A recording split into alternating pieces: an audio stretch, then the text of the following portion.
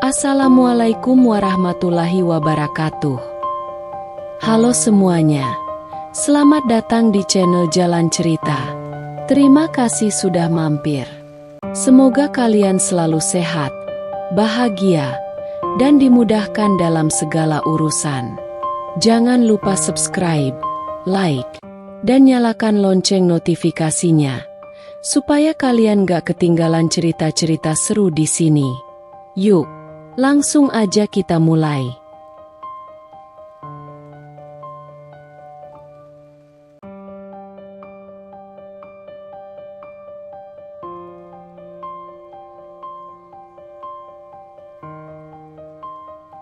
Aku lucuti semua pakaian mantan suamiku di depan umum. Ini bentuk pembalasanku untuk laki-laki yang tega meninggalkanku demi wanita lain. Aku sudah menunggu saat ini selama bertahun-tahun.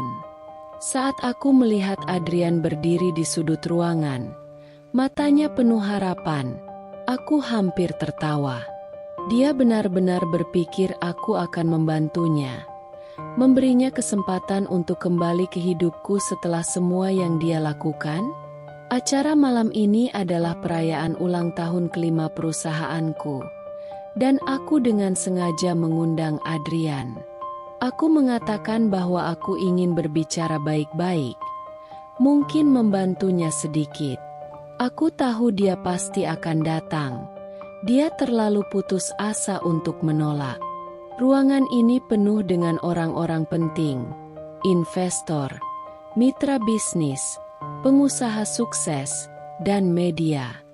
Lampu kristal menggantung di langit-langit.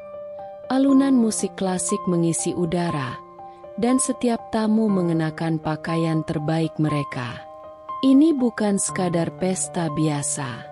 Ini adalah panggung di mana Adrian akan mendapatkan balasan yang pantas. Beberapa tahun yang lalu, aku pikir pernikahanku dengan Adrian adalah segalanya. Kami berjuang bersama dari nol, membangun bisnis kecil yang akhirnya sukses besar. Aku selalu ada di sampingnya, mendukungnya dalam suka dan duka. Kami memiliki kehidupan yang tampak sempurna, rumah mewah, mobil mahal, dan yang paling penting, kebahagiaan yang kuanggap tulus. Tapi ternyata, kesetiaan yang kuberikan tak pernah cukup untuknya. Aku baru menyadari betapa rapuhnya kebahagiaan itu saat aku menemukan sesuatu yang seharusnya tidak ada. Sebuah pesan singkat di ponselnya. Pesan itu datang dari seorang wanita yang namanya bahkan tak pernah kudengar sebelumnya. Awalnya, aku berpikir itu hanya kesalahpahaman, hanya seorang rekan kerja atau klien. Tapi isi pesannya berbicara lebih dari itu. Aku rindu malam-malam kita bersama. Kapan kita bisa bertemu lagi? Tanganku gemetar saat membaca kalimat itu. Dadaku sesak. Ada dorongan untuk langsung bertanya padanya, untuk menuntut penjelasan. Tapi entah kenapa, aku justru terdiam.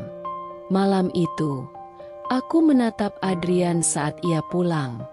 Dia masih pria yang sama, senyumnya, caranya menyapaku, bahkan pelukannya terasa hangat seperti biasa.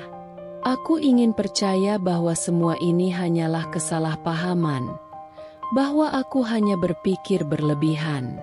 Tapi sesuatu di dalam hatiku berkata lain. Aku mencoba bersikap seperti biasa, menyajikan makan malam favoritnya, berbincang dengannya tentang harinya di kantor. Tapi di tengah percakapan, aku tak bisa menahan diri. Siapa dia? Tanyaku tiba-tiba. Adrian mengangkat kepalanya, tampak bingung. Siapa? Aku meletakkan ponselnya di meja, menampilkan pesan itu. Wanita ini. Sekejap, ekspresinya berubah. Ada ketegangan dalam matanya. Sesuatu yang ia coba sembunyikan. Ia mencoba tersenyum, Tapi senyumnya terlalu kaku untuk bisa dipercaya. Sayang, itu bukan apa-apa. Hanya teman lama. Kamu tahu aku tidak akan melakukan sesuatu yang bisa menyakiti perasaanmu. Aku menatapnya lekat-lekat, mencoba menemukan kebenaran di balik kata-katanya. Tapi semakin lama aku melihatnya, semakin jelas bahwa ada sesuatu yang tidak benar. Kalau hanya teman lama, kenapa dia bilang rindu malam-malam kalian? Ia terdiam. Keheningan itu lebih menyakitkan daripada kata-kata apapun. Jika dia benar-benar tak bersalah, seharusnya dia bisa menjawab dengan mudah. Tapi dia tidak. Aku merasa seperti orang bodoh. Bertahun-tahun aku percaya bahwa kami adalah pasangan yang sempurna. Aku pikir aku mengenalnya luar dalam, tapi ternyata tidak. Sejak kapan, Adrian? Suaraku bergetar. Sejak kapan kau mulai berbohong padaku? Ia menunduk, lalu menghela napas panjang. Aku tidak bermaksud menyakitimu. Jawaban yang klise. Hatiku remuk. Semua kenangan kami bersama seakan berputar dalam pikiranku. Seolah-olah itu adalah kehidupan milik orang lain. Rumah ini, semua yang kami bangun bersama, semuanya terasa asing sekarang. Aku ingin berteriak, ingin menangis, ingin memintanya menjelaskan mengapa ia tega melakukan ini padaku. Tapi yang keluar dari bibirku hanyalah satu pertanyaan. Apa aku tidak cukup? Aku seharusnya menyadari ini lebih awal. Perubahan kecil yang perlahan menjadi kebiasaan. Kebiasaan yang akhirnya menjadi jurang antara kami. Adrian mulai sering pulang larut malam. Awalnya, aku tak curiga. Aku tahu bisnis kami berkembang pesat. Dan kupikir wajar jika ia sibuk. Aku selalu berusaha memahami. Ketika ia pulang dengan mata lelah, aku menyiapkan makan malamnya, memastikan ia merasa nyaman. Tapi lama-kelamaan, aku mulai melihat pola yang berbeda. Ia tak lagi memberitahuku jika harus pulang telat. Aku harus bertanya lebih dulu, dan bahkan saat bertanya pun, jawabannya singkat dan acuh. Lembur. Rapat dengan klien. Ada urusan kantor. Dulu, ia akan menceritakan segalanya.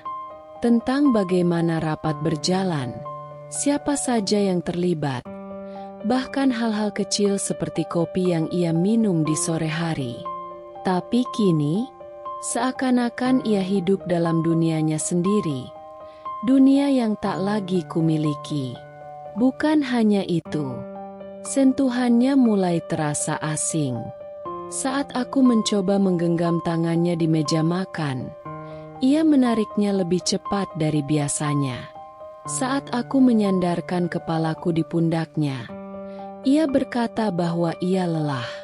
Aku mencoba mengerti. Aku mencoba meyakinkan diriku bahwa semua ini hanyalah tekanan pekerjaan. Bahwa setelah semua badai ini berlalu, ia akan kembali seperti dulu. Tapi aku salah. Suatu malam, aku menunggu Adrian pulang. Jam menunjukkan pukul 1 dini hari, dan aku duduk di ruang tamu, menatap layar ponselku yang kosong tanpa pesan darinya. Aku mencoba menelepon, tapi tidak dijawab. Ketika akhirnya ia pulang, aku melihat sesuatu yang tak pernah kulihat sebelumnya. Tatapan bersalah di matanya. "Kamu belum tidur?" tanyanya. Suaranya terdengar kaku. "Aku menunggumu." Ia melepas dasinya dengan gerakan cepat, menghindari mataku. Aku bilang ada rapat penting, kan? Aku tidak menjawab. Aku hanya memperhatikan setiap gerak-geriknya. Aroma parfum asing menempel di kemejanya. Bukan parfumnya, bukan punyaku.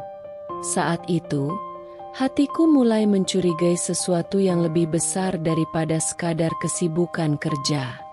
Dulu, Adrian tak pernah keberatan jika aku memegang ponselnya. Bahkan, seringkali ia memintaku membaca pesan atau menelepon seseorang saat ia sibuk menyetir. Aku tahu kode sandinya, dan aku tak pernah merasa perlu mengawasinya, karena aku percaya. Tapi sekarang, segalanya berubah. Awalnya, aku hanya menganggapnya sebagai kebiasaan baru. Ia mulai membawa ponselnya kemana-mana, bahkan saat ke kamar mandi. Aku tak terlalu memikirkannya sampai suatu hari, saat aku ingin mengambil ponselnya dari meja untuk melihat jam. Ia bereaksi terlalu cepat. "Jangan!" serunya sambil merebut ponselnya dari tanganku. Aku tertegun. "Kenapa?" tanyaku pelan, mencoba menyembunyikan rasa curiga yang mulai muncul.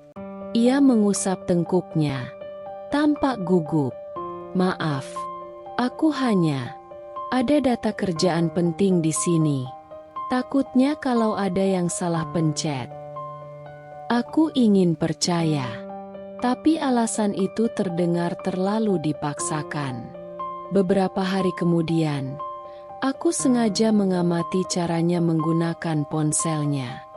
Dulu, ia selalu meletakkannya di meja, terbuka begitu saja. Kini, ia selalu menaruhnya dalam mode senyap, menghadap ke bawah. Bahkan ketika tidur, ponselnya tetap ada di sampingnya, di bawah bantal atau di dalam sakunya. Aku mencoba bertanya dengan nada bercanda. "Sejak kapan kamu jadi begitu protektif sama ponselmu?" Ia tertawa kecil, tapi tawa itu tidak mencapai matanya. "Bukan apa-apa, sayang. Cuma kebiasaan baru aja." Tapi aku tahu lebih dari itu. Kecurigaanku mencapai puncaknya saat suatu malam, aku terbangun dan melihat cahaya dari layar ponselnya yang bergetar di meja sebelah tempat tidur. Namaku tidak ada di sana. Yang ada hanyalah pesan dari kontak bernama M. Jantungku berdebar. Aku hampir saja mengambilnya, tapi tiba-tiba Adrian bergerak dan meraih ponselnya lebih cepat dariku. Ia bahkan tidak melihatku saat membuka kuncinya dengan sidik jari, sesuatu yang baru kusadari, karena sebelumnya ia selalu menggunakan pola. Ia membaca pesan itu, menghela napas, lalu meletakkan ponselnya kembali. Tapi kini, ia menyelipkannya di bawah bantal. Aku menatapnya dalam kegelapan, berusaha menenangkan pikiran yang mulai dipenuhi kemungkinan terburuk. Siapa, M? Kenapa Adrian begitu panik? Aku selalu mencuci pakaian Adrian dengan tanganku sendiri. Itu kebiasaan yang tak pernah berubah sejak awal pernikahan kami. Bukan karena aku harus, tapi karena aku ingin. Aku menyukai aroma sabun cuci yang melekat pada bajunya, dan aku menikmati momen-momen kecil di mana aku bisa merasakan kehadirannya bahkan saat ia tidak ada. Tapi hari itu, saat aku mengambil salah satu kemeja kerjanya dari keranjang cucian, aku mencium sesuatu yang berbeda. Sebuah aroma yang asing. Aku mengangkat kemeja itu lebih dekat ke hidungku, dan jantungku langsung berdetak lebih cepat. Ini bukan parfum Adrian. Ini bukan parfumku. Ini aroma yang lembut tapi tajam, floral dengan sedikit sentuhan manis. Bukan aroma yang biasa ada di rumah kami. Aku mencoba menyangkal pikiran buruk yang mulai muncul. Mungkin ini hanya kebetulan? Mungkin dia berpapasan dengan seorang kolega wanita di kantor? Atau mungkin ada seseorang yang berdiri terlalu dekat dengannya di lift? Tapi semakin aku berusaha mencari alasan, semakin aku tahu bahwa aku hanya berusaha menipu diriku sendiri. Aku mencoba mengingat kembali beberapa minggu terakhir. Adrian sering pulang larut, sikapnya semakin dingin, dan ponselnya selalu terkunci. Dan sekarang ada aroma parfum wanita di bajunya. Hatiku mulai merasa tidak tenang. Aku ingin bertanya. Aku ingin menghadapkan kenyataan ini padanya. Tapi aku takut. Takut mendengar jawaban yang akan menghancurkanku. Namun, aku tahu aku tidak bisa terus hidup dalam ketidakpastian ini. Jadi malam itu, saat Adrian pulang, aku memeluknya lebih lama dari biasanya. Aku menarik napas dalam-dalam, mencoba menangkap aroma itu lagi. Dan di sana, samar-samar, tercium parfum yang sama. Hatiku remuk. Aku ingin berteriak, ingin menuntutnya untuk mengakui semuanya. Tapi yang keluar dari mulutku hanyalah suara bergetar, hampir seperti bisikan. "Kamu pakai parfum baru?" Adrian terdiam sesaat. Lalu dengan nada santai, ia menjawab, "Ah, mungkin kebawa dari kantor. Kayaknya sekretarisku pakai parfum yang cukup kuat." Sekretarisnya. Aku ingin percaya. Sungguh. Tapi cara ia mengatakannya terlalu ringan. Seolah-olah sudah menyiapkan jawabannya jauh sebelum aku bertanya. Dan saat itulah aku sadar. Aku sedang berdiri di ambang kehancuran rumah tangga yang selama ini kupikir sempurna. Aku selalu percaya bahwa jika ada sesuatu yang salah dalam pernikahanku, teman-temanku pasti akan memberitahuku. Mereka adalah orang-orang yang selama ini ada di sisiku, yang ikut merayakan kebahagiaanku dan mendukungku di saat sulit. Tapi akhir-akhir ini, ada sesuatu yang berubah. Saat aku bertemu dengan mereka dalam sebuah acara makan malam, aku bisa merasakan ada sesuatu yang aneh. Biasanya, mereka menyambutku dengan antusias, menanyakan kabarku, berbagi cerita tentang kehidupan mereka. Tapi kali ini, ada keheningan yang menggantung di udara. Aku melihat bagaimana mereka saling bertukar pandang sebelum berbicara denganku. Bagaimana mereka tersenyum dengan canggung, seolah-olah berusaha menyembunyikan sesuatu. Dan yang paling menyakitkan, mereka tidak lagi menyebut nama Adrian. Dulu, mereka sering bertanya tentang suamiku. Bagaimana Adrian? Apakah bisnisnya makin sukses? Atau, kapan kita double date lagi? Tapi sekarang, tidak ada satupun dari mereka yang menyebutnya. Seakan-akan namanya telah menjadi topik yang tabu. Aku mencoba bersikap biasa saja, tapi aku tahu mereka melihat kegelisahan di mataku. Saat makan malam hampir selesai, aku menarik salah satu sahabatku, Rina, ke samping. "Rin, ada apa? Kenapa semua orang bersikap aneh hari ini?" Tanyaku, berusaha menjaga suaraku tetap tenang. Ia menunduk, menggigit bibirnya. "Apa maksudmu? Enggak ada yang aneh, kok." Aku menatapnya lekat-lekat. "Jangan bohong. Aku tahu ada sesuatu yang kalian sembunyikan dariku." Rina terlihat gelisah. Matanya melirik ke arah yang lain, seolah mencari jalan keluar. Tapi akhirnya, ia menghela napas panjang. Aku nggak tahu harus bilang apa, tapi..." Suaranya melemah. "Mungkin kamu perlu bicara langsung sama Adrian." Jantungku mencelos. Itu bukan jawaban yang kuinginkan. Itu bukan jawaban yang menenangkan. Aku mencoba tersenyum, Meski aku bisa merasakan tangan gemetar di sisiku.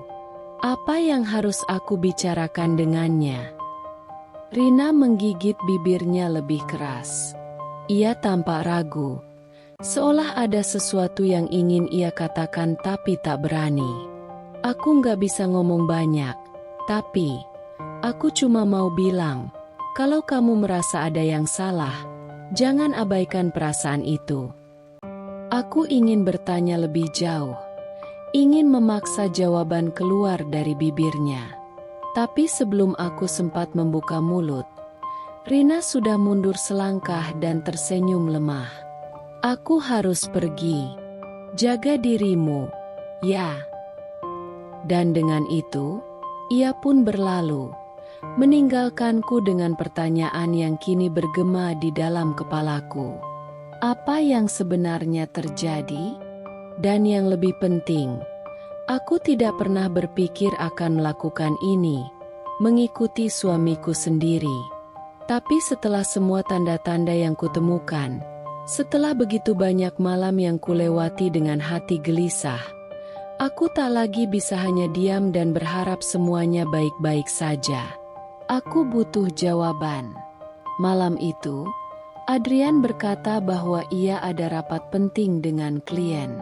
Tapi ada sesuatu dalam caranya berbicara yang membuatku curiga. Caranya menghindari tatapanku. Bagaimana ia merapikan bajunya lebih lama dari biasanya. Bagaimana ia menyemprotkan parfum lebih banyak dari yang diperlukan. Jadi, untuk pertama kalinya dalam hidupku, aku memutuskan untuk mengikutinya. Aku menunggu beberapa menit setelah ia pergi, lalu mengambil mobil dan mengikutinya dari kejauhan. Jantungku berdetak lebih cepat dengan setiap tikungan yang diambilnya. Dengan setiap lampu merah yang membuatku hampir kehilangan jejaknya. Lalu akhirnya, mobilnya berhenti di depan sebuah restoran mewah. Bukan kantor, bukan tempat rapat, tapi restoran romantis yang biasa kami kunjungi saat masih saling mencintai. Tanganku mencengkeram kemudi dengan erat saat aku melihatnya turun dari mobil. Dan kemudian aku melihatnya. Seorang wanita muda, bergaun elegan, berjalan mendekatinya. Mereka bertemu di pintu masuk restoran. Adrian tersenyum, senyum yang dulu selalu ia berikan padaku. Lalu, tanpa ragu, ia meraih tangan wanita itu dan menggenggamnya dengan lembut. Aku membeku. Dunia di sekitarku terasa kabur. Suara klakson mobil lain terdengar sayup-sayup, dan yang bisa kulihat hanyalah mereka. Mereka berjalan masuk ke restoran, bergandengan tangan seperti sepasang kekasih yang baru jatuh cinta. Mereka tampak bahagia. Mereka tertawa bersama, dan aku bisa melihat binar di mata Adrian. Binar yang sudah lama tidak kulihat saat ia bersamaku. Aku ingin marah. Aku ingin keluar dari mobil, menghadangnya, berteriak, menuntut penjelasan. Tapi tubuhku tak bisa bergerak. Aku hanya bisa duduk di sana, menyaksikan orang yang kucintai menggenggam tangan wanita lain, menyadari bahwa aku sudah tidak lagi ada dalam hatinya. Dan itulah saat segalanya runtuh malam itu. Aku menunggu Adrian pulang dengan hati yang sudah retak. Aku tidak menangis, tidak juga marah. Aku hanya duduk di ruang tamu, menatap pintu dengan tatapan kosong, mencoba menyiapkan diriku untuk percakapan yang mungkin akan menghancurkanku. Pintu akhirnya terbuka. Adrian melangkah masuk, tampak tenang. Terlalu tenang untuk seseorang yang baru saja mengkhianati istrinya. "Kamu belum tidur?" tanyanya, seolah-olah semua baik-baik saja. Aku menggeleng. "Kita perlu bicara." Dia menghela napas, lalu duduk di sofa di seberangku. Aku memperhatikan wajahnya, mencari sisa-sisa perasaan yang dulu pernah ia miliki untukku. Tapi yang kutemukan hanyalah kehampaan. Lalu, tanpa ragu, dengan suara yang tenang dan ringan, ia mengucapkan kata-kata yang menghancurkan segalanya. Aku mencintai orang lain. Aku merasakan seluruh dunia runtuh di sekelilingku. Siapa? Tanyaku, meski aku sudah tahu jawabannya. Sandra, katanya tanpa beban. Aku tersenyum miris. Jadi, kini dia bahkan tak lagi berusaha menyembunyikannya. Aku ingin bertanya sejak kapan. Ingin tahu apakah ada saat di mana aku masih berarti baginya. Tapi apa gunanya? Aku ingin hidup dengannya. Lanjutnya, tanganku mengepal di atas paha. Lalu suaraku hampir berbisik. Adrian menatapku dengan ekspresi yang tak bisa kupahami. Aku ingin kamu pergi dari sini. Aku menegang. Ini rumah kita, Adrian. Ia mengangkat bahu, seolah rumah ini hanya sebatas bangunan batu dan kayu, bukan tempat yang dulu kami bangun bersama dengan keringat, air mata, dan cinta. Aku bisa membelikanmu apartemen yang bagus. Aku akan pastikan kamu tidak kekurangan apapun. Aku tertawa, tapi air mata mulai menggenang di mataku. Begitu mudahnya dia membuangku, begitu sederhananya ia mencampakkan wanita yang telah bersamanya sejak nol. Aku menatapnya, mencoba menemukan rasa bersalah, penyesalan, atau apapun yang bisa memberiku alasan untuk masih berharap. Tapi tidak ada, tidak sedikit pun. Saat itulah aku sadar, aku telah berjuang untuk seseorang yang bahkan tak lagi peduli apakah aku tinggal atau pergi. Aku mengangguk pelan, menahan getaran di dadaku. Baik, kataku akhirnya, aku akan pergi. Dan dengan itu, aku bangkit, berjalan menuju kamar, mulai mengemasi hidupku yang telah ia buang begitu saja. Aku berdiri di depan rumah yang pernah kuanggap sebagai tempat paling aman di dunia. Kini tak lebih dari sekadar bangunan kosong tanpa makna. Rumah itu masih sama. Cat dindingnya yang krem, pagar hitam yang kokoh, jendela besar di lantai 2 tempat aku biasa menatap hujan sambil menyesap teh. Tapi rasanya, semuanya telah berubah. Atau mungkin, akulah yang telah berubah. Adrian benar-benar melakukannya. Ia mengusirku, tanpa sepeser pun. Aku hanya membawa satu koper kecil yang berisi beberapa pakaian dan sedikit barang pribadi. Aku ingin mengambil lebih banyak. Ingin membawa setidaknya sesuatu yang bisa mengingatkanku pada kehidupan yang telah kusinggahi selama bertahun-tahun. Tapi setiap sudut rumah ini dipenuhi dengan kenangan pahit yang kini terasa seperti belati menusuk dadaku. Jangan buat ini lebih sulit, Saira. Suara Adrian terdengar dari belakangku. Aku menoleh, menatapnya untuk terakhir kali. Pria yang dulu kucintai, pria yang pernah bersumpah akan selalu bersamaku.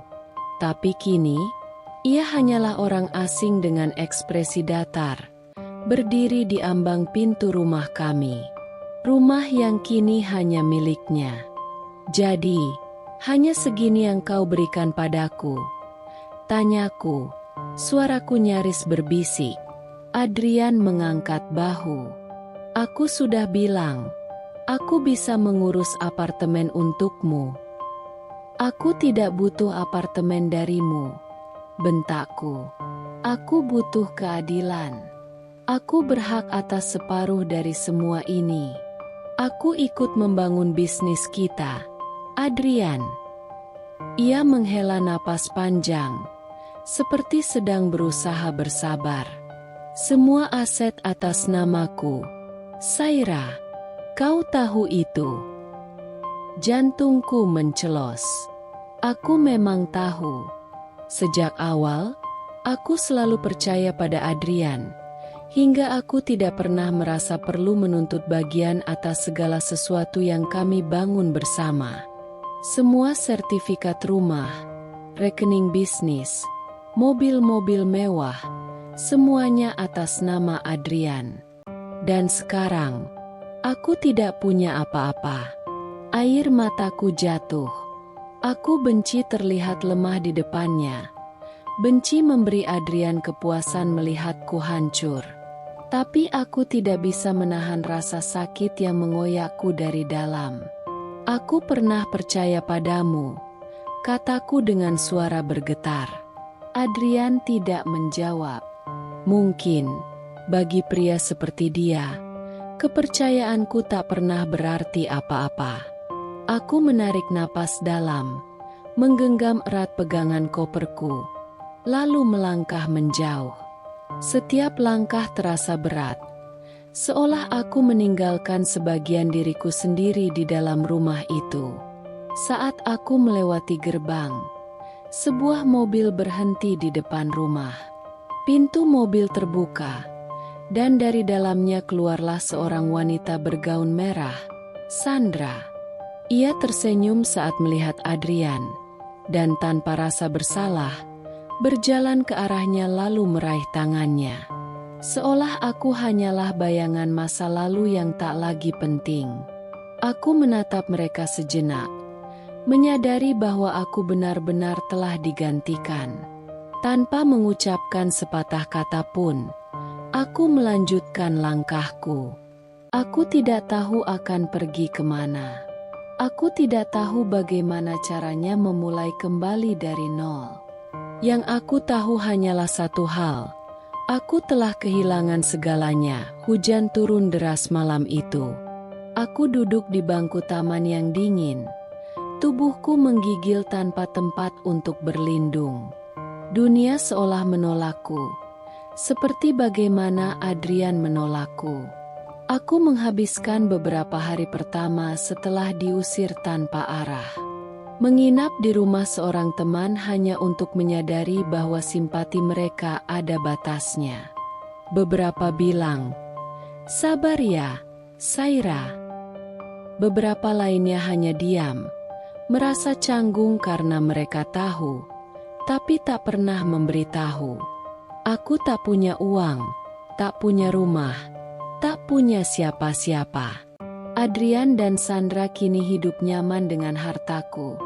Harta yang kubantu bangun dari nol.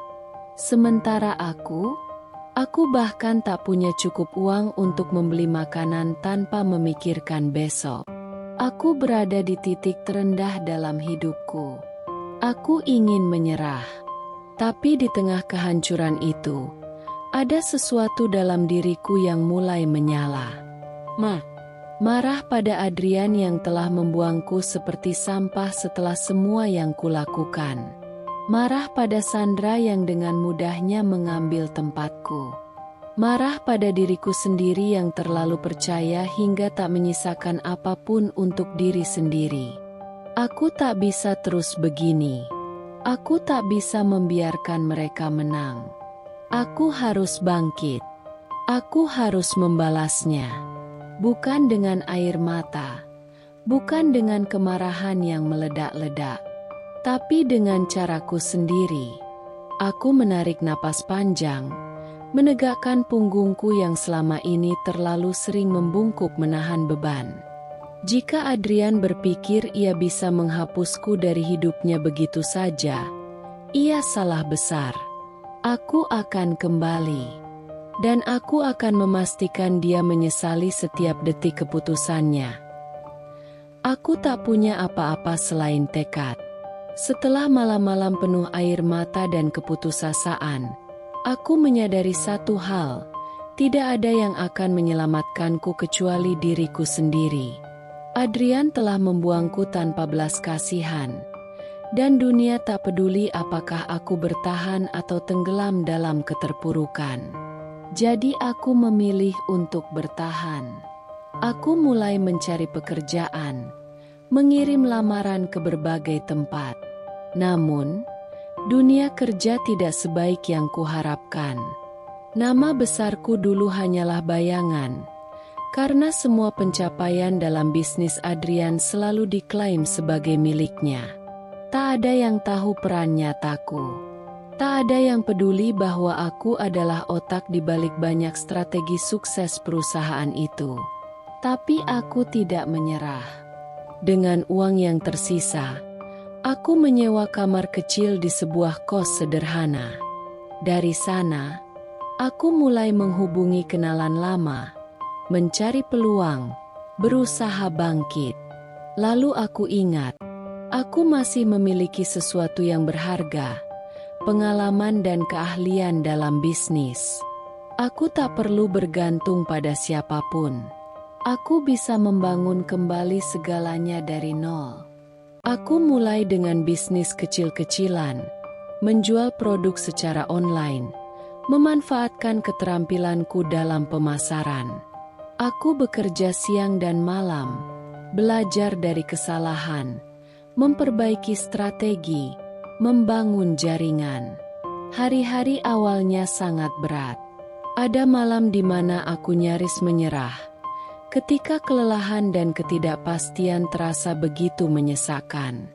Tapi setiap kali aku merasa goyah, aku mengingat wajah Adrian dan Sandra, mengingat bagaimana mereka membuangku, bagaimana mereka berpikir aku akan hancur selamanya.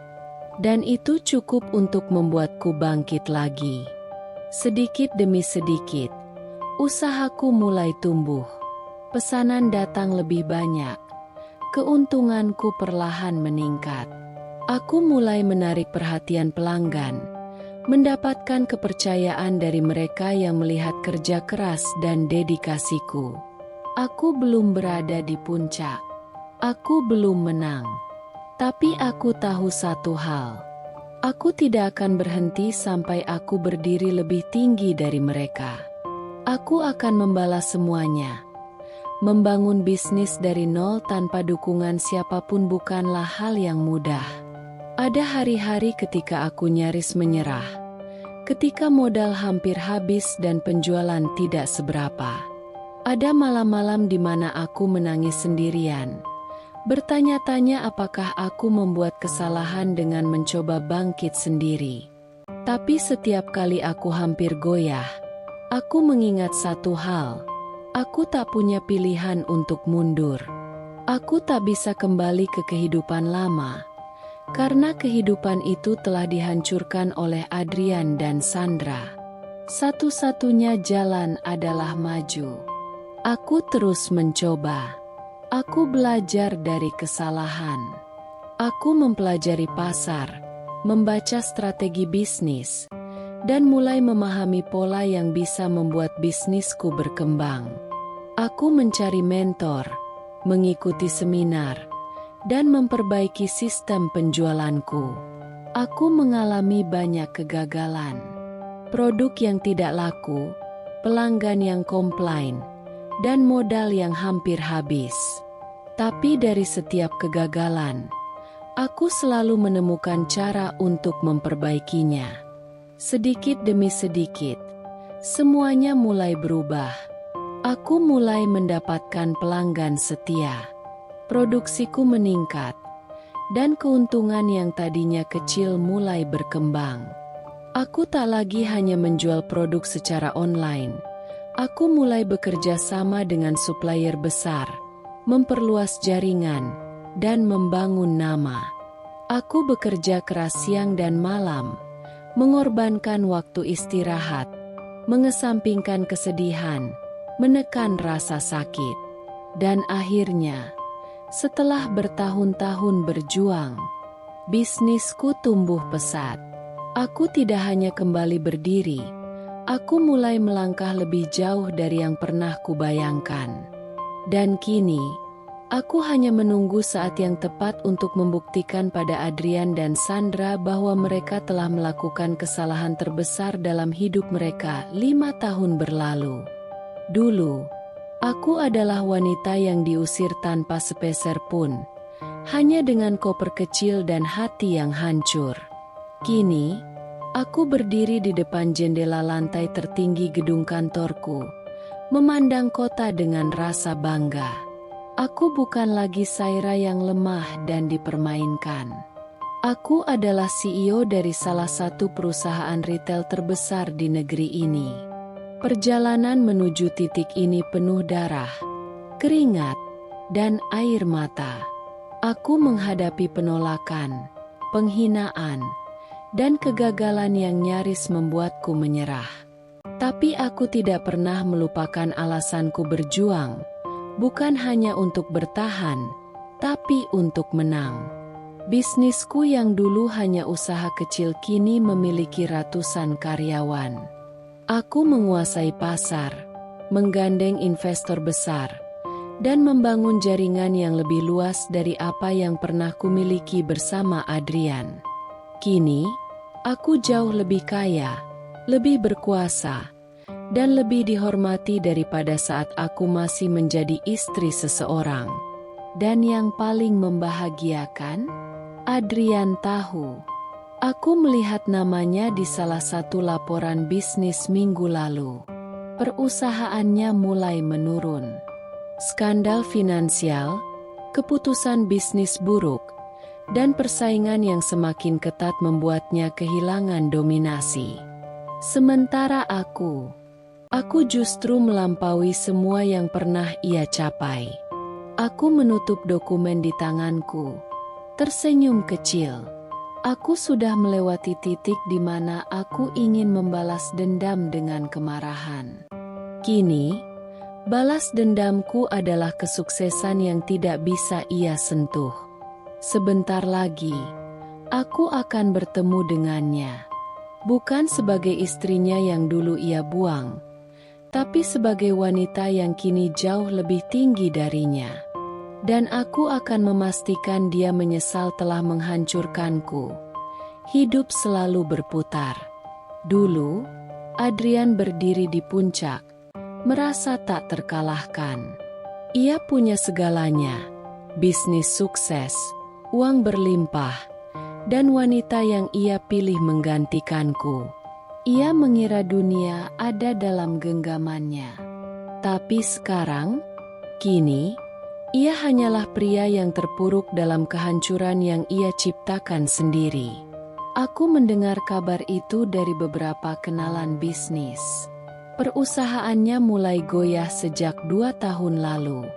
Keputusan-keputusan bisnis yang ceroboh, investasi gagal, dan pengelolaan keuangan yang buruk membuat perusahaannya kehilangan banyak pelanggan. Perlahan tapi pasti, bisnis yang dulu aku bangun bersama dia, kini hancur di tangannya sendiri. Dan Sandra? Tentu saja, dia tidak akan tinggal di sisi seorang pria yang mulai kehilangan segalanya. Setelah bertahun-tahun menguras harta Adrian, wanita itu pergi dengan pria lain, seorang pengusaha kaya yang lebih muda dan lebih sukses. Dia meninggalkan Adrian tanpa belas kasihan, sama seperti bagaimana Adrian membuangku dulu. Kini, Adrian jatuh miskin. Ia terlilit hutang, mencoba bertahan dengan menjual aset yang tersisa. Tapi tanpa strategi yang baik, tanpa seseorang yang mendukung dan membantunya seperti dulu, segalanya semakin runtuh. Aku tak bisa menahan senyum kecil saat membaca berita tentang perusahaannya yang hampir bangkrut. Bukan karena aku masih membencinya. Kebencianku sudah lama hilang, terkubur oleh kesuksesanku sendiri. Tapi karena ini adalah bukti bahwa dunia selalu punya cara untuk menyeimbangkan segalanya. Dulu, dia pikir aku akan hancur tanpanya. Tapi lihatlah siapa yang justru jatuh ke dalam kehancuran. Aku sedang sibuk menandatangani dokumen di ruang kerjaku ketika sekretarisku mengetuk pintu. "Maaf, Bu Saira, ada seseorang yang ingin bertemu dengan Anda." Aku mengangkat kepala, sedikit heran. "Siapa?" Tanyaku tanpa berpaling dari berkas-berkas di mejaku. Sekretarisku terlihat ragu sebelum menjawab. Adrian, Bu, dia memohon untuk bertemu dengan Anda. Tanganku membeku di atas kertas. Adrian, nama itu kini terasa asing. Dulu, mendengarnya saja sudah cukup untuk membuat dadaku sesak, mengingat semua luka yang ia tinggalkan. Tapi sekarang, ada sesuatu yang berbeda. Aku tersenyum kecil. Bawa dia masuk. Tak butuh waktu lama, pintu terbuka. Dan di sanalah dia, Adrian, pria yang dulu pernah menjadi pusat duniaku. Tapi pria yang berdiri di hadapanku sekarang bukan lagi Adrian yang dulu. Ia tampak lusuh, jauh dari sosok angkuh yang dulu mengusirku dari rumah kami. Wajahnya penuh kelelahan, tubuhnya sedikit lebih kurus, dan matanya tidak lagi memancarkan kepercayaan diri yang dulu selalu ia banggakan. Aku bersandar di kursiku, menatapnya dengan ekspresi datar. Silakan duduk, kataku dengan nada tenang. Adrian melangkah pelan, seolah merasa tidak pantas berada di ruangan ini. Ia duduk di kursi di depanku, menggenggam tangannya sendiri, tampak gelisah. Butuh beberapa saat sebelum ia akhirnya berbicara. Saira, aku tahu aku tidak pantas berada di sini, tapi aku tidak tahu harus kemana lagi. Aku tidak menjawab. Aku hanya menunggu. Ia menghela napas panjang sebelum melanjutkan. Aku kehilangan segalanya. Bisnisku bangkrut. Semua asetku habis untuk melunasi hutang. Sandra. Ia tertawa getir, menundukkan kepala. Dia pergi dengan pria lain. Aku bodoh. Aku pikir dia mencintaiku, tapi ternyata dia hanya menginginkan hartaku. Aku tetap diam, membiarkannya berbicara. Aku menyesal, Saira. Ia menatapku dengan mata yang penuh dengan rasa bersalah. Aku menyesal telah menyia-nyiakanmu. Aku menyesal telah menghancurkan pernikahan kita. Aku tidak tahu betapa berharganya kau sampai aku kehilangan segalanya. Aku menatapnya tanpa ekspresi. Dulu, mendengar kata-kata ini mungkin akan membuatku menangis. Akan membuat hatiku runtuh. Mungkin bahkan membuatku ingin memeluknya dan berkata bahwa semuanya akan baik-baik saja. Tapi itu dulu. Kini, aku adalah Saira yang baru. Aku menyilangkan tangan di dadaku, tersenyum kecil. Jadi, setelah kau menghancurkanku, mengusirku tanpa sepeser pun, dan hidup bahagia dengan Sandra, sekarang kau datang ke sini. Untuk apa? Adrian menunduk. Suaranya bergetar. Aku butuh pekerjaan, Saira. Aku hampir tertawa. Dia ingin bekerja untukku? Orang yang dulu menganggapku tidak lebih dari istri yang bisa dibuang kapan saja? Orang yang dulu menganggap dirinya lebih hebat dariku? Aku menatapnya lama. Ada sedikit rasa iba. Tentu saja, bagaimanapun, aku pernah mencintainya. Tapi aku tidak akan pernah lupa bagaimana ia memperlakukanku dulu.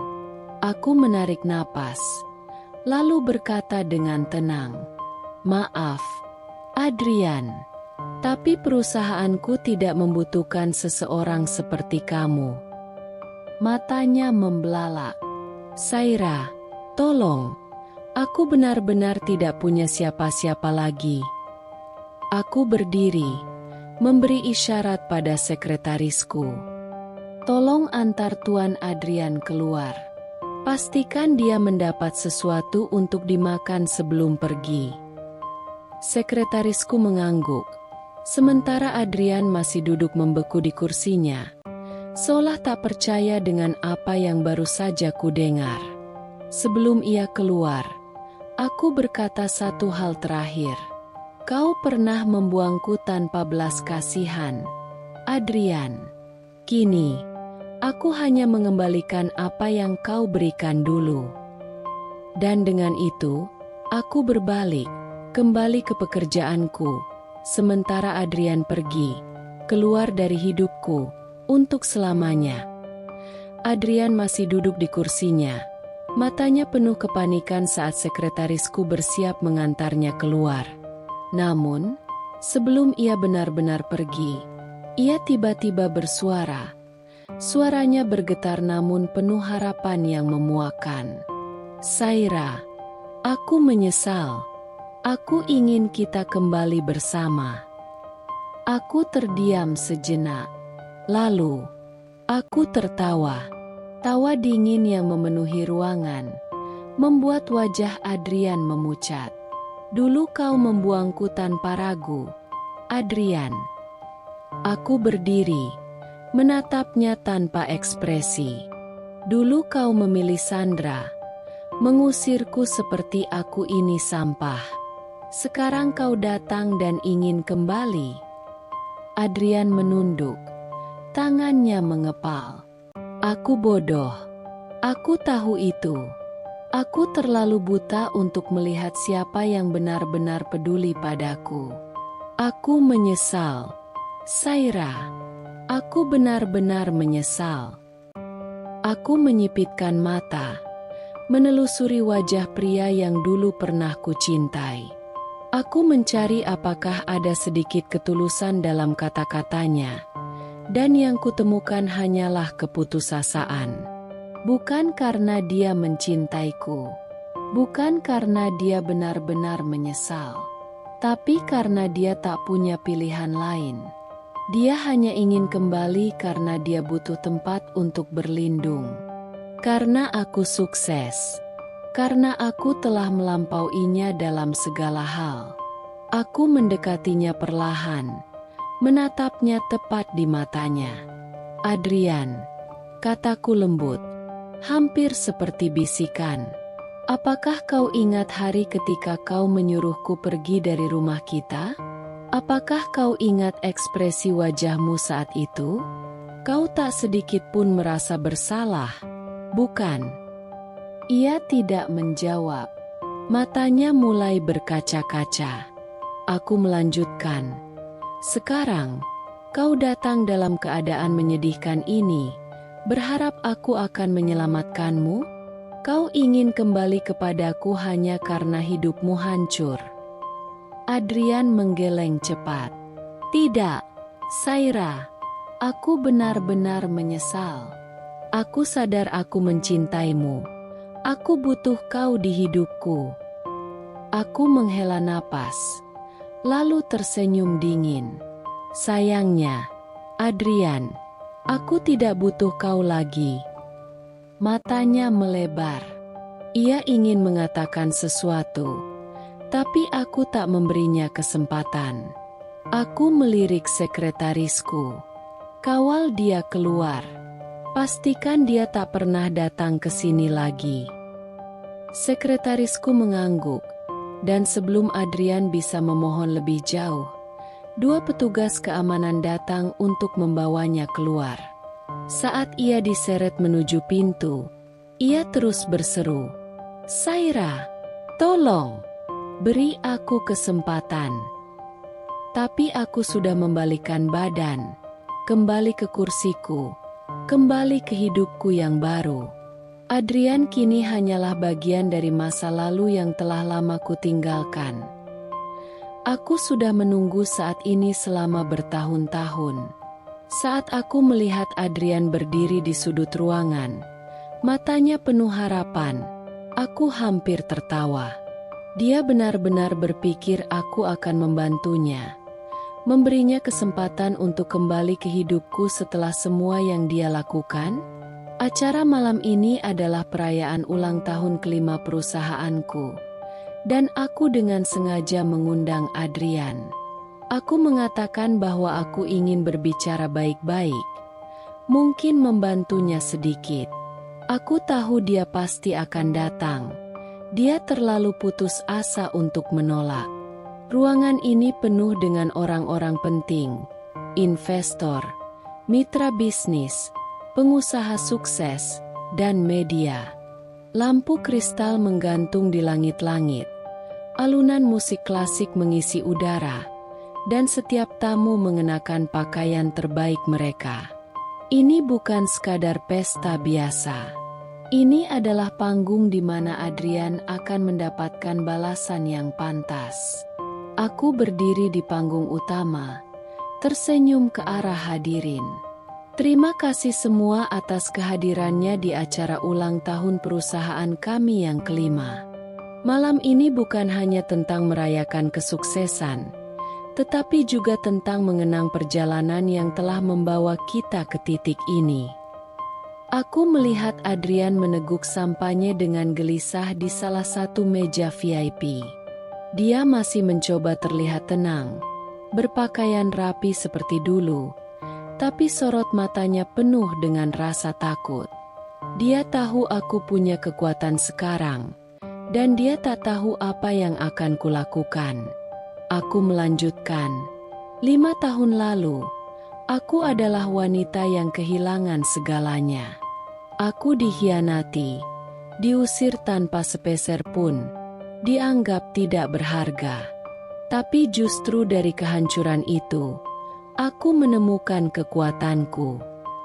Ruangan menjadi hening. Semua mata tertuju padaku. Lalu, aku memberi isyarat ke layar raksasa di belakangku. Malam ini, mari kita lihat sedikit kilas balik dari masa lalu.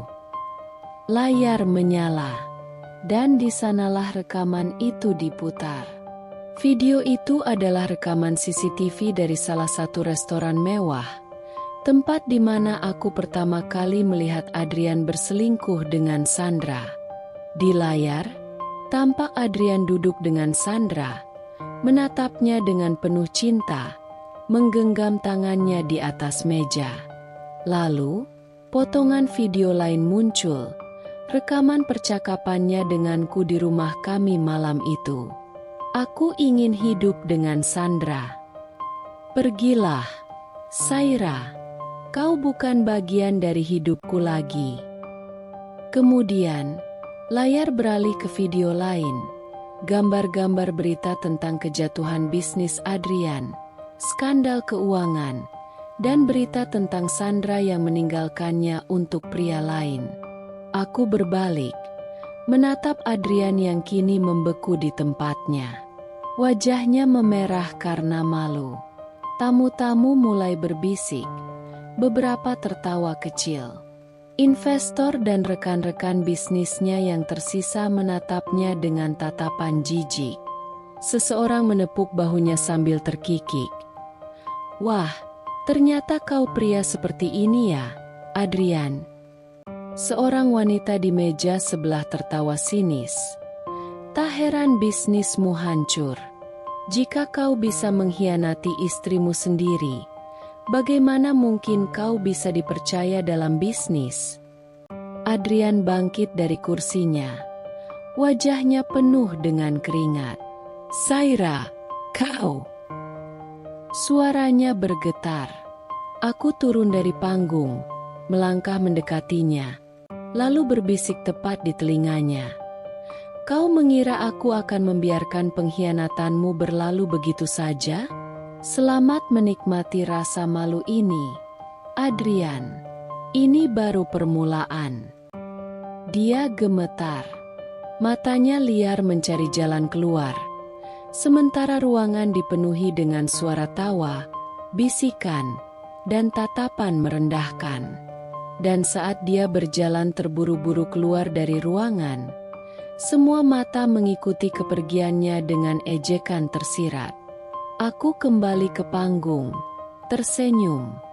Baiklah, sekarang mari kita lanjutkan perayaan kita. Karena di sini, kita hanya merayakan kesuksesan, bukan pengkhianatan. Para tamu tertawa dan bertepuk tangan. Aku belum selesai. Saat Adrian mencoba menyelinap keluar dari ruangan, wajahnya merah padam karena malu. Aku memberi isyarat kecil ke arah seseorang di kerumunan. Dan tepat pada saat itu, dua pria tegap dengan setelan hitam memasuki ruangan. Para tamu berbisik, penasaran. Aku melihat Adrian berhenti di ambang pintu. Tubuhnya menegang saat kedua pria itu berjalan langsung ke arahnya. Salah satu dari mereka, seorang pria berkepala botak dengan ekspresi dingin, mengangkat suaranya, cukup keras untuk didengar seluruh ruangan. Adrian Wijaya. Adrian menegang. Aku melihatnya menoleh perlahan. Matanya melebar saat menyadari siapa yang datang. Kau pikir bisa lari dari hutangmu? Suara pria itu menggema di ruangan. Kami sudah mencari-cari kau selama ini. Dan lihat siapa yang akhirnya kami temukan di acara mewah seperti ini. Ruangan langsung mendadak sunyi. Beberapa tamu mulai berbisik. Yang lain terlihat kaget. Beberapa bahkan tersenyum geli, menyadari bahwa pertunjukan baru saja dimulai. Adrian mengangkat tangannya, mencoba menenangkan pria itu. Tolong, kita bisa bicara di luar. Suaranya nyaris bergetar, tapi pria botak itu tertawa keras. Bicara? Kau sudah lari dari kami selama berbulan-bulan. Dan sekarang, kau ingin bicara? Di luar? Tidak, Tuan Adrian. Kami akan menyelesaikan ini di sini, di depan semua orang. Aku melihat Adrian mundur perlahan, mencoba mencari jalan keluar. Tapi penagih hutang yang satunya, pria bertubuh kekar dengan lengan bertato, menyeringai sambil mencengkeram kerah jas Adrian dengan satu tangan. Kau berhutang miliaran, dan sekarang kau berpura-pura tak terjadi apa-apa, katanya dengan suara kasar. Adrian mencoba melepaskan diri, tapi cengkeraman pria itu terlalu kuat. Tamu-tamu mulai berkerumun, tertarik dengan drama yang terjadi di depan mereka. Beberapa wartawan yang hadir langsung mengangkat kamera mereka, siap mengabadikan momen kehancuran mantan suamiku ini. Lepaskan aku. Adrian meronta, tetapi pria bertato itu justru menarik jasnya dengan kasar, hingga kancingnya tercabut dan kainnya robek. Dalam hitungan detik, jas mahalnya terlepas, meninggalkannya hanya dengan kaos dalam yang sudah kusut dan sedikit berlubang di tepinya. Seluruh ruangan terdiam sejenak. Lalu, gelombang tawa pun meledak. Para tamu tertawa terbahak-bahak. Beberapa sampai harus menutupi mulut mereka dengan tangan. Seorang wanita bahkan mengusap air mata karena terlalu banyak tertawa. Ya Tuhan, ini lebih baik daripada drama TV. Seru seseorang di sudut ruangan. Dulu kaya raya, sekarang jadi buronan hutang? Kasihan sekali. Seorang pria berkata dengan nada mengejek. Adrian berdiri terpaku. Wajahnya penuh dengan rasa malu dan amarah. Dia mencoba menutupi dirinya dengan sisa jasnya. Tetapi semua orang sudah melihatnya sebagai pria yang jatuh miskin, kehilangan segalanya. Aku mendekatinya, menatapnya dari atas. Sekarang kau tahu bagaimana rasanya dipermalukan, Adrian. Bisikku pelan, cukup agar hanya dia yang mendengar. Dia menatapku, matanya penuh dendam dan kepahitan. Tapi aku hanya tersenyum dingin. Penagih hutang mencengkeram bahunya lagi. Kau akan ikut kami sekarang. Kau punya banyak yang harus dibayar, Tuan Adrian. Tanpa pilihan lain, Adrian akhirnya diseret keluar di depan mata semua orang. hanya mengenakan kaos dalamnya yang lusuh. Dan saat pintu tertutup di belakangnya, para tamu bertepuk tangan seperti baru saja menonton pertunjukan spektakuler. Aku mengangkat gelasku. "Mari kita lanjutkan pestanya," kataku santai. Dan dengan itu, aku meninggalkan Adrian sepenuhnya, tanpa ampun, tanpa penyesalan. Aku pikir malam itu sudah cukup untuk menyelesaikan semuanya. Tapi ternyata, masih ada satu orang lagi yang harus menerima balasannya. Indra, wanita yang dulu dengan bangga merebut Adrian dariku, menganggap dirinya lebih baik dariku, dan menikmati hidup mewah yang seharusnya menjadi hasil kerja kerasku. Aku telah diam-diam mengumpulkan informasi tentangnya selama ini. Aku tahu dia bukan sekadar wanita biasa yang memikat pria kaya. Dia adalah seorang penipu ulung. Dan sekarang, waktunya membuka kebenaran di depan semua orang. Beberapa hari setelah acara penghinaan Adrian, aku mengundang media dan para eksekutif bisnis ke konferensi pers perusahaan. Tentu saja, banyak yang datang. Mereka semua penasaran setelah drama Adrian tersebar luas. Saat para wartawan dan tamu duduk di aula besar, aku berdiri di atas panggung, tersenyum. Hari ini, kita akan membahas sesuatu yang lebih dari sekadar bisnis. Ini adalah tentang kebenaran yang tersembunyi. Layar besar di belakangku menyala, menampilkan gambar Sandra, dengan wajahnya yang selalu menawan, senyum menggoda yang dulu membuat Adrian tergila-gila. Beberapa orang di ruangan langsung mengenalnya. "Bukankah itu wanita yang bersama Adrian?" bisik seseorang. Aku mengangguk dan melanjutkan. "Sandra bukan sekadar wanita biasa. Dia adalah seorang penipu profesional.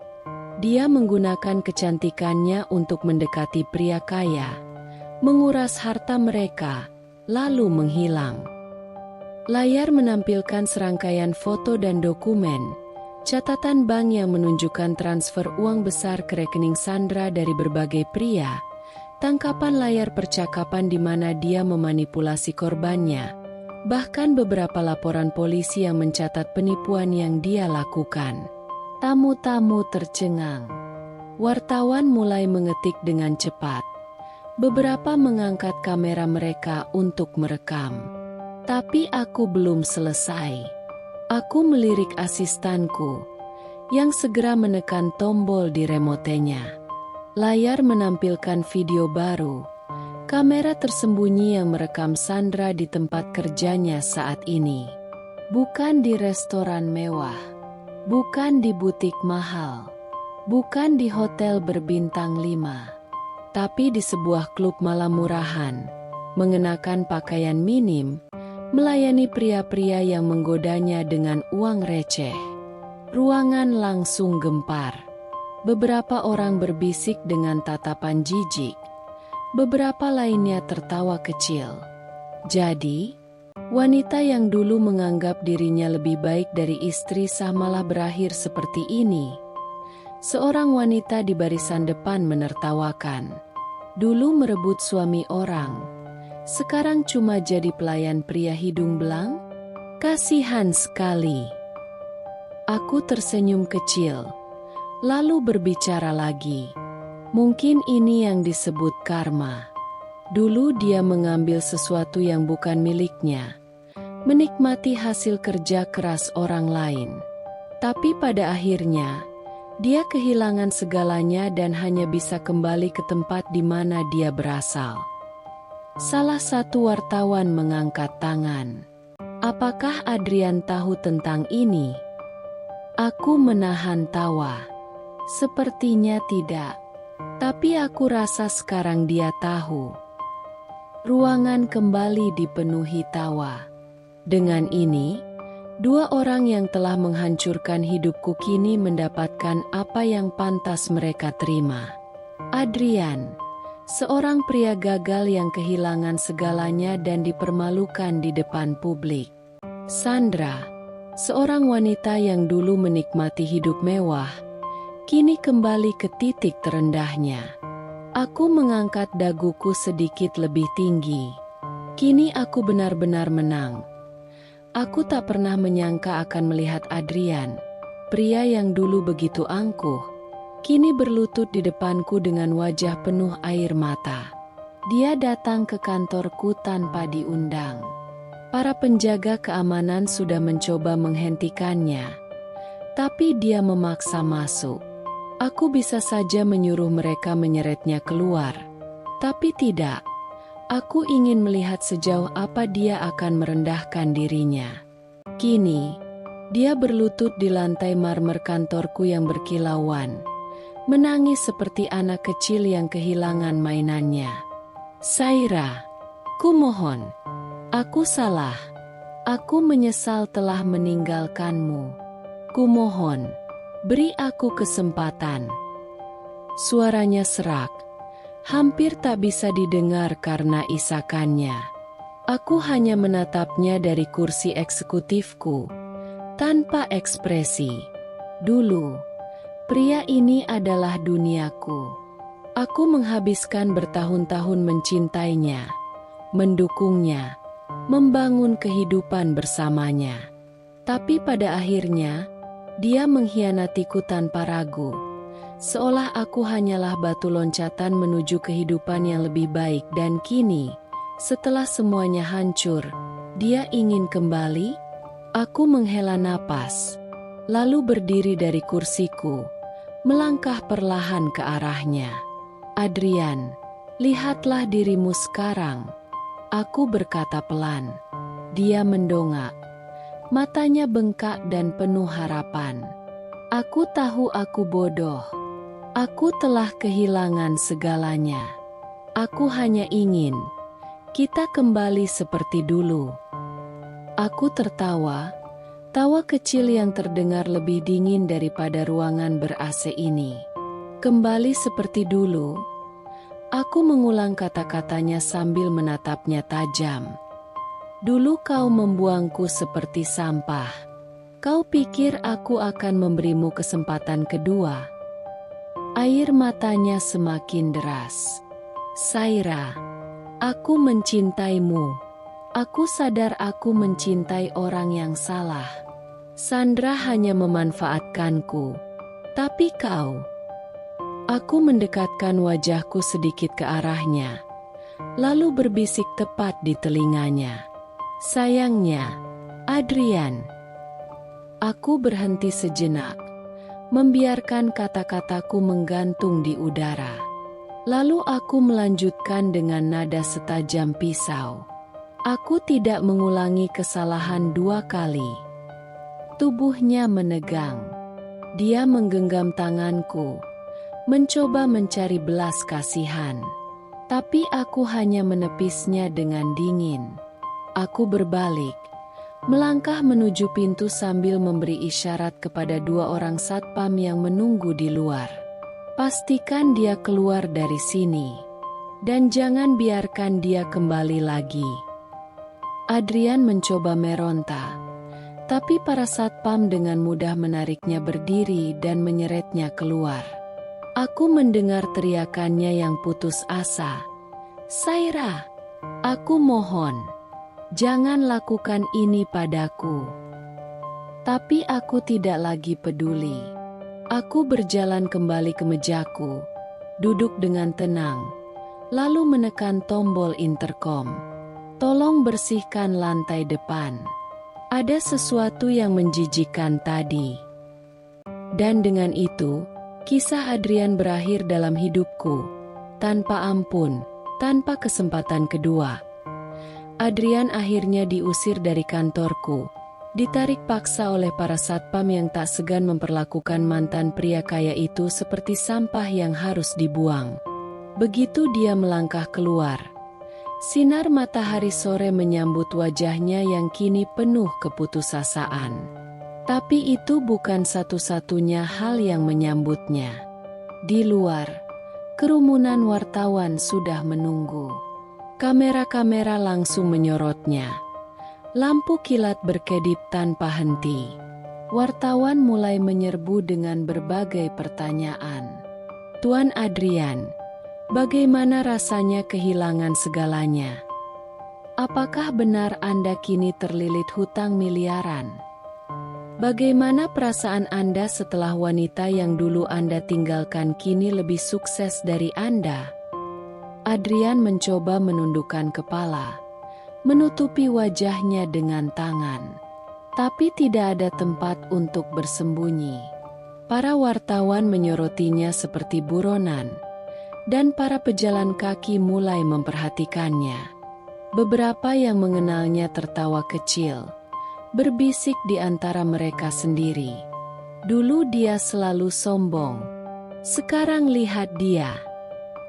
Kasihan? Aku rasa tidak. Dia mendapatkan balasan yang pantas. Seorang pria parubaya yang berdiri di tepi jalan meludah ke tanah. Itulah karma. Dulu dia memperlakukan istrinya seperti sampah. Sekarang dialah sampahnya. Adrian tampak goyah, seolah beban rasa malu itu lebih berat dari semua hutangnya. Sementara itu, aku berdiri di balik jendela kantorku, menyaksikan kejatuhannya yang sempurna. Aku tidak tersenyum. Aku tidak tertawa.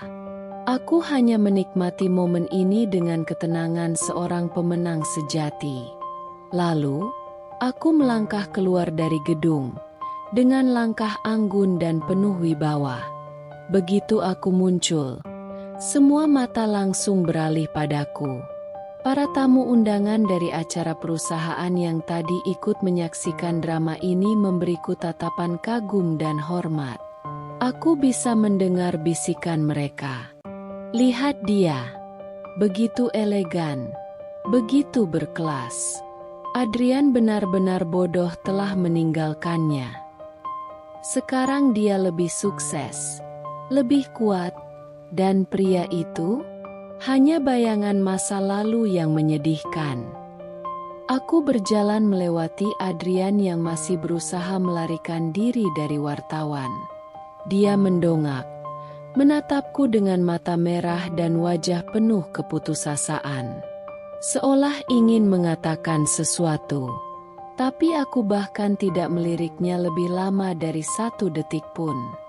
Dia bukan siapa-siapa lagi. Aku menaiki mobil mewahku, yang pintunya sudah dibukakan oleh sopir pribadi. Saat mobil melaju, aku melihat bayangan Adrian yang kini benar-benar tertinggal jauh di belakang. Dan di dalam hatiku, aku tahu, wanita yang dulu diremehkan kini jauh lebih berharga dulu. Aku berpikir hidupku hancur. Aku pernah menangis berhari-hari, meratapi nasib, merasa dunia begitu kejam padaku. Tapi ternyata, Tuhan hanya sedang menunjukkan siapa yang pantas dan siapa yang tidak. Hari ini, aku berdiri di puncak kehidupanku. Lebih kuat, lebih bahagia, lebih sukses. Perusahaanku berkembang pesat, menjadi salah satu nama besar di industri. Aku punya rumah impian, hidup mewah, tapi bukan itu yang membuatku bahagia. Yang membuatku bahagia adalah aku telah mendapatkan diriku kembali. Aku tak lagi menjadi wanita yang mengemis cinta, yang rela berkorban tanpa dihargai. Aku adalah wanita yang tahu nilai dirinya, dan tidak akan pernah membiarkan siapapun meremehkannya lagi. Dan yang lebih indah lagi, aku tidak lagi sendirian.